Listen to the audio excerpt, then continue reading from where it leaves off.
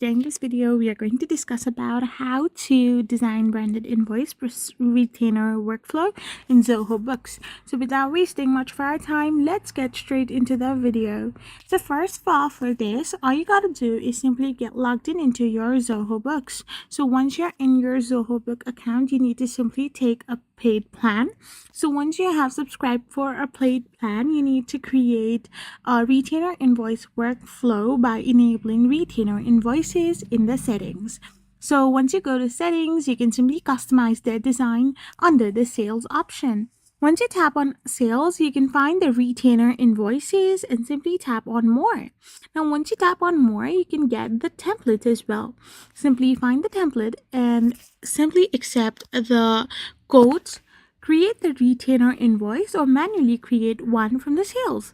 Now, retainer invoice sections are basically created by this way.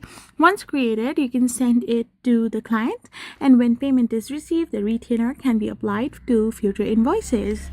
So this is how you can simply do it. I hope you found this video helpful. So don't forget to hit that subscribe button and to give us a thumbs up. We will be back again with more informative videos. Thank you for watching.